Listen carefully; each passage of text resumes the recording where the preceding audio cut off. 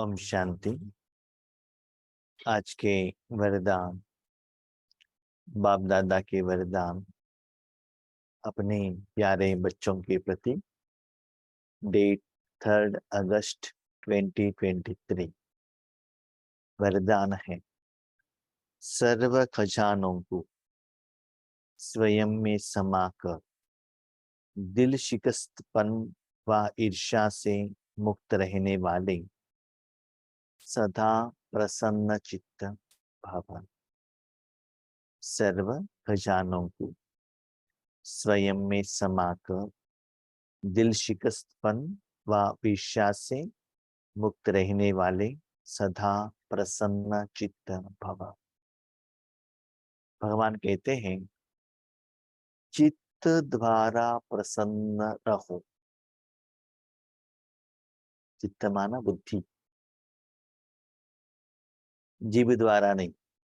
बहुत अच्छा वैरायटी भोजन खाया, बहुत अच्छा साधन लिया, आपके पास धन है, बच्चे हैं, पति है, बैंक बैलेंस है, जायदाद है, इससे नहीं। मन बुद्धि को शांति, सुख, आनंद, प्यार, शक्ति चाहिए। जब मन बुद्धि उसके साथ कनेक्शन में रहता है, उससे जिनको जो चाहिए वो मिल जाता है, तब वो साधन प्रसन्न रहता है। फॉर एग्जाम्पल, अपने पेट को टाइम पर भोजन दे दो, प्रसन्न रहेगा। जो टाइम पर नहीं देते, 1-2 घंटा लेट होता है, तो आपको सपोर्ट नहीं करेगा। शरीर के लिए आप टाइमली नहलाएंगे नहीं, सुलाएंगे नहीं, वो आपको सपोर्ट नहीं करेगा। इसलिए सदा प्रसन्न चित्त रहना है, तो अपने सूक्ष्म कर्मेंद्रियों को भगवान के साथ में रखो। यहाँ क्या होता है, ईश्वरीय सेवा करते करते, इस साधना में आगे बढ़ते बढ़ते, और भी जो लोग सेवा कर रहे हैं, अपने भाई बहन, उनको देखते हैं, तो क्या लगता है, वो तो हमारे से भी आगे बढ़ गए, हमारे से बाद में आए थे। निमित्त टीचर्स बहने उनको आगे रखते हैं, वो जो ज्ञान सुनाते हैं उनसे लोगों को समझ में आता है, लेकिन बाबा हमको यूज ही नहीं करते हैं। तो ऐसे ईश्वरीय सेवा में दिल शिकस्त होते हैं, और अपना ही भाई बहन जो आपसे आगे बढ़ते हैं, उनको देखकर ईर्ष्या आता है मन से। तो इससे क्या होता है ना, आपका मन टेंशन में आ जाता है। तो भगवान क्या कहते हैं, बच्चे मैंने सभी को एक जैसे ही ज्ञान दिया है, किसी को कुछ सेपरेट तो नहीं दिया।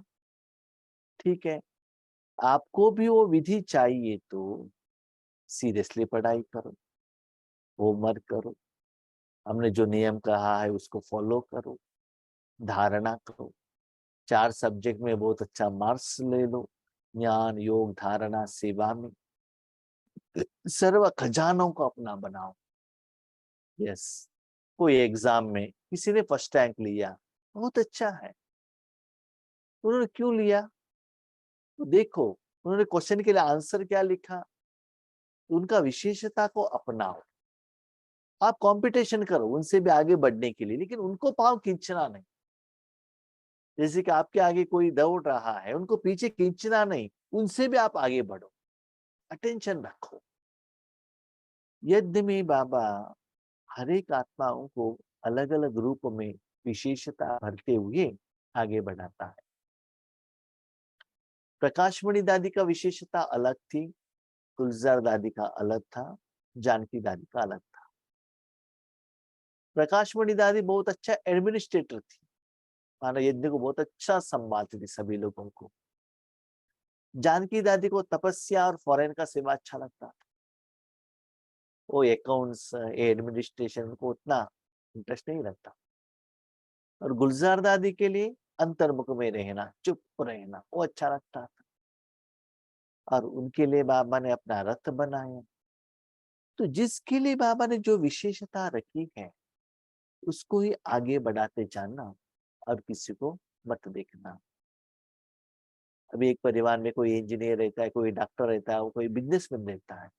अपना फील्ड में आप आगे बढ़ो ना, उसके लिए प्रॉफिट करने के लिए, कमाई करने के लिए क्या करना है वो सोचो। इसीलिए आपको सफलता नहीं मिल रहा है, एक्सपेक्टेड रिजल्ट्स नहीं मिल रहा है, इसका मतलब जितना खजाने आपके पास स्टॉक रहना चाहिए वो नहीं। तो लास्ट संडे बाबा ने एक खजाने के बारे में बताया कि स्टार्टिंग खजाना है संकल्पों का खजाना। खजाना माना स्टॉक।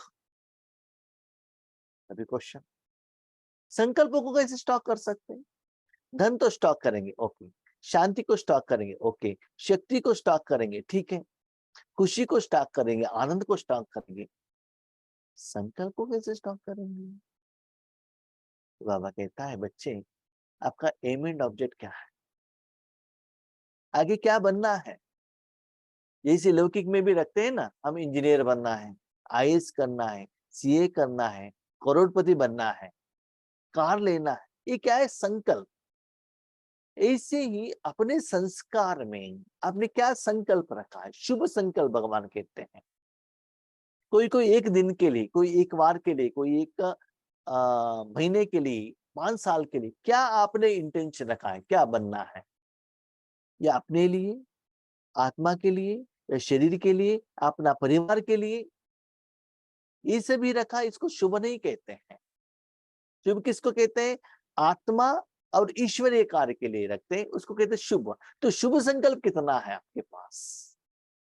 किसी किसी के पास ये संकल्प रहता है लौकिक में, जल्दी से जल्दी प्रॉफिट कैसे करें, किसी को माना चोरी कैसे करें, टैक्स इवेजन कैसे करें, ऐसे बहुत वैरायटी का संकल्प रहता है। इसलिए आपके पास कितना संकल्प है कि मुझे ये करना है। फॉर एग्जाम्पल मेरे लिए, हमारे लिए क्या रहेगा कि अभी अमृत वेले में 30 लोग 40 लोग आ रहे हैं, नेक्स्ट संकल्प रखेंगे बाबा 6 महीने में वो फिगर 50 होना चाहिए। हम ये योग कर रहे हैं, ये लेवल तक आ गए, नेक्स्ट लेवल में ये आना चाहिए। तो सदा अपने टारगेट को नेक्स्ट लेवल में लेकर जाते चलो, सूक्ष्म रूप में। कहां तक आप पहुंचे, वहां तक पहुंच गए ना, नेक्स्ट टारगेट क्या है? तो हर रोज बाबा हमको मुरली द्वारा टारगेट देता है, वो पहुंचते ही नेक्स्ट टारगेट आपको मिल जाता है। तो ज्ञान का टारगेट अलग है, योग का अलग है, धारणा का अलग है, सेवा का अलग। यस, जब हम पहले ज्ञान में आए थे तब ज्ञान सुनने के लिए जाते थे, उसके बाद टू व्हीलर लेकर बस में जाकर एक दो लोगों को ज्ञान देने के लिए जाते थे, एक दो लोगों के लिए। वहां मच्छर भी काटता था, बारिश भी गिरता था, भीग जाते थे। उसके बाद और ज्यादा होने लगा, उसके बाद अलग अलग सेवा केंद्र के लिए बाबा ने भेज दिया, ठीक है। तो ऐसे जब वो आप में वो सर्व शक्तियां आते ही रहता है, अनुभव बढ़ता ही जाता है, तो बाबा ऐसे महान कार्य के लिए यूज करेंगे ना। क्या दादियां जब सेवा में उतरी तब उनके आगे लाखों लोग मिलते थे क्या? नहीं है ना। जब उन्होंने शरीर त्याग करने का समय आया तो लाखों लोगों के आगे दादी आती है, मेगा प्रोग्राम्स चला, दादी आते सुनते ही कितना लोग आते थे। वहां ए जोन, वो जोन, ए सेंटर, वो सेंटर नहीं आता था, दादी आ रही है बस। तो वो था उनका तपस्या का शक्ति और खजानों का जो जमा है। क्यों? लाखों लोग आ रहे हैं, इसका मतलब लाखों लोगों को देने के लिए उनके पास खजाना है। अभी आपके घर में एक बहुत बड़ा प्रोग्राम हो रहा है, 1000 लोग आएंगे, उनके लिए भोजन का इंतजाम आप करेंगे ना, उतना स्टॉक करेंगे ना। 5-10 लोग आएंगे तो उतना ही करेंगे। तो आपके पास 5-10 लोगों का है, 1000 लोग आएंगे तो उनको भोजन मिलेगा। इसलिए भगवान कहते बच्चे उनके पास ज्यादा लोग आ रहे हैं, उनके द्वारा ज्यादा सेवा ले रहे, इसका मतलब उन्होंने भगवान का खजाना लिया है। यस, बाबा ने और एक बात कही, सर्व खजाना।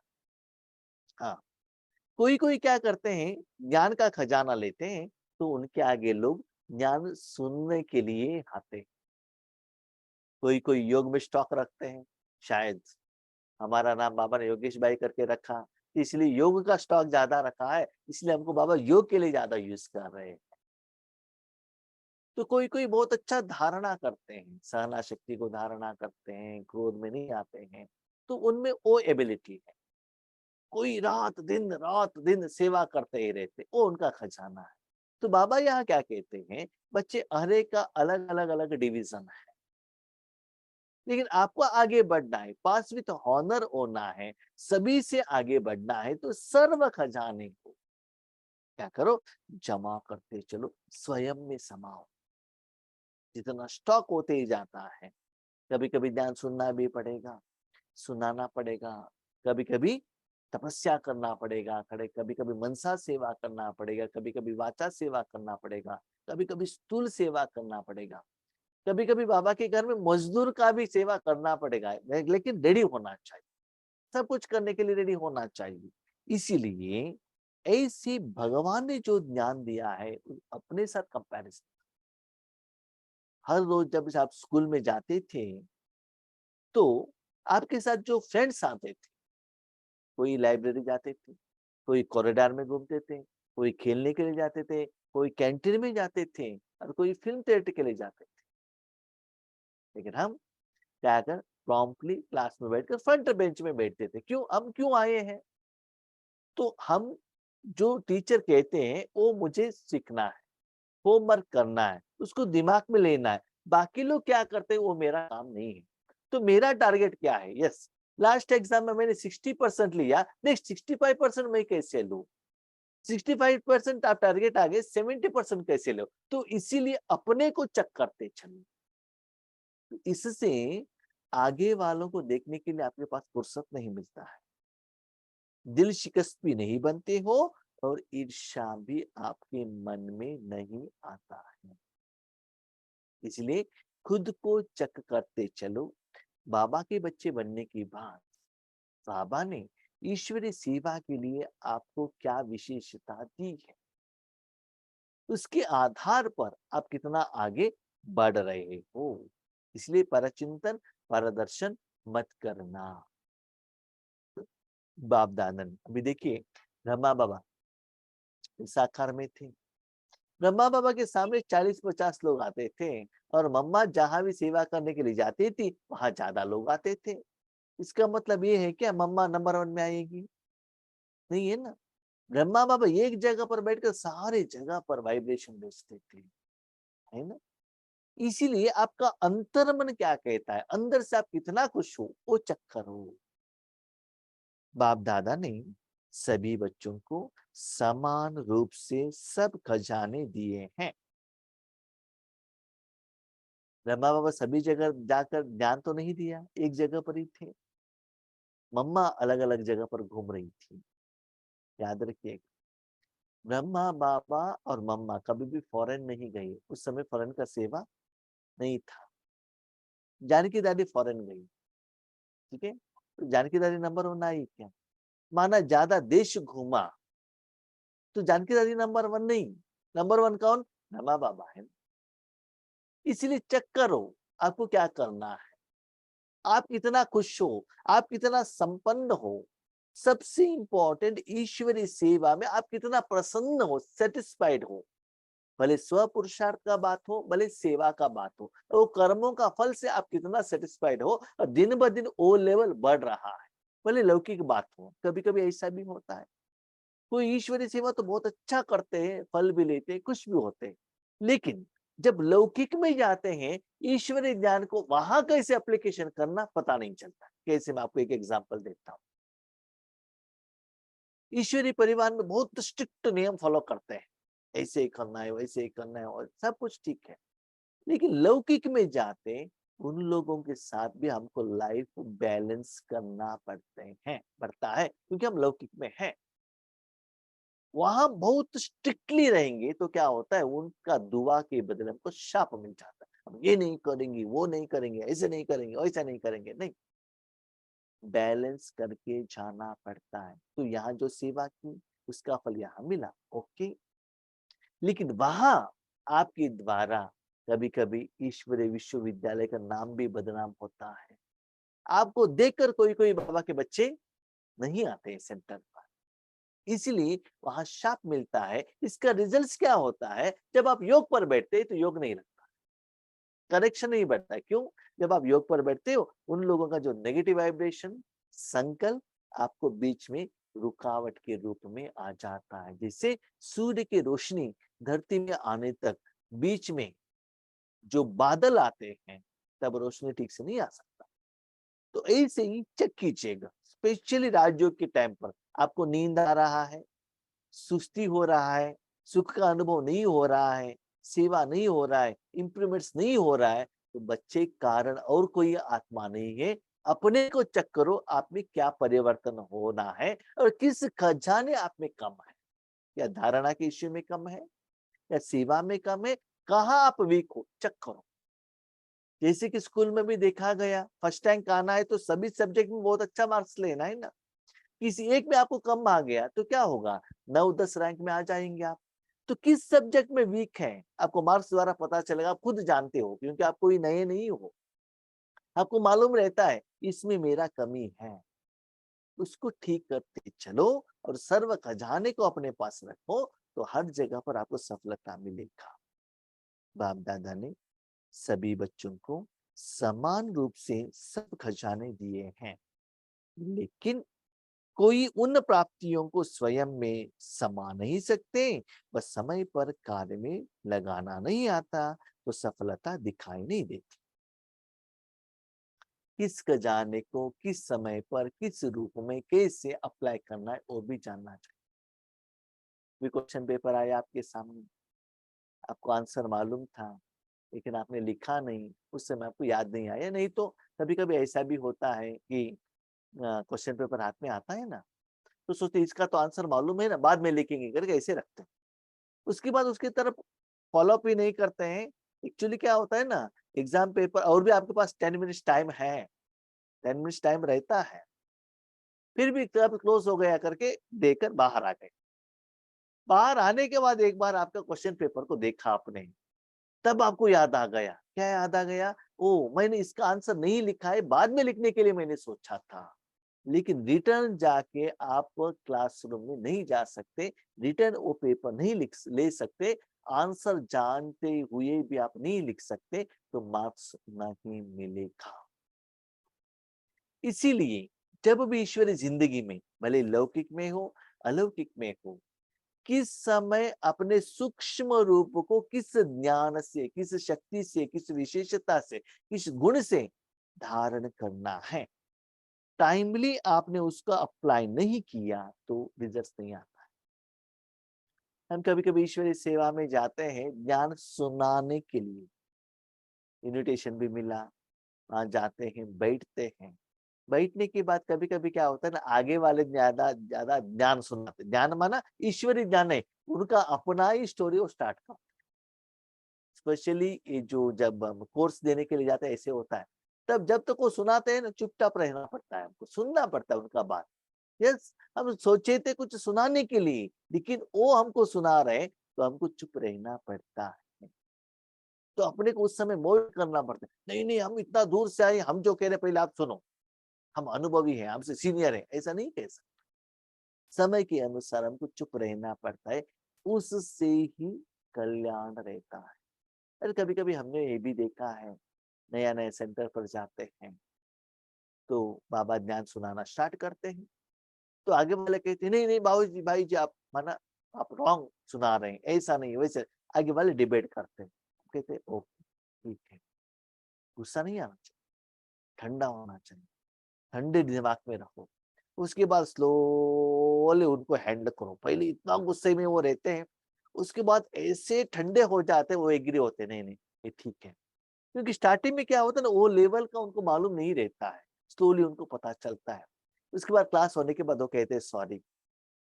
उनका सॉरी सुनने का आपको इच्छा नहीं रहना चाहिए, लेकिन अपना स्थिति उस समय डगमग नहीं करना चाहिए, शांत रहना चाहिए। उस समय वो कहते हैं यस आप राइट हो, ऐसे ही कहना चाहिए उनको। आप जो कह रहे हो दिस इज राइट, 100% ओके, ठीक है।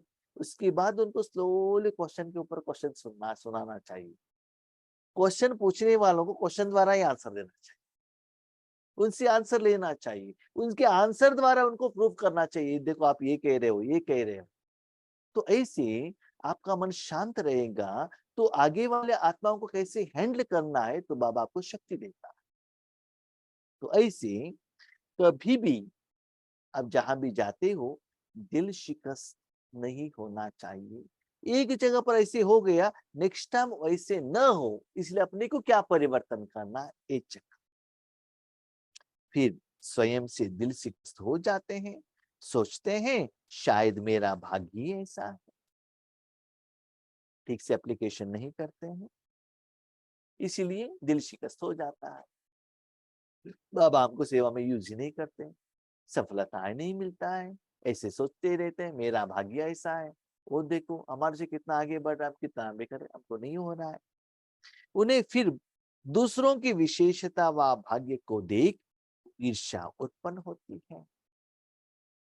उनसे बाद में आने वाले आत्माएं मिलते हैं, जूनियर आत्मा रहते हैं, इनसे भी वो आने आगे जाने से उनको क्या होता है, ईर्ष्या होता है। वो क्या करते हैं, सदा अपने प्रति देखने के बदले उनके प्रति सोचते रहते हैं, वो कैसी सेवा कर रहे हैं, उनके सामने कितना आत्माएं आ रहे हैं, उनको क्या रिजल्ट्स मिला है। जब आप स्कूल में जाते हो अपने बुक को देखो ना, टीचर जो कहता है वो आप सुनो ना, बाकी लोगों को क्वेश्चन पेपर आप क्यों देखते हो, उनका बुक क्यों देखते हो।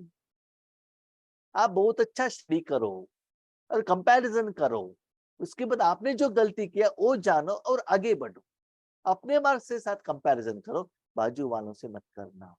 कभी कभी ऐसे भी सोचते हैं वो जो टीचर है ना, पार्शियलिटी करते हैं, पार्शियलिटी करने के लिए वहां अपने नाम लिखा हुआ रहता है क्या, नहीं है ना।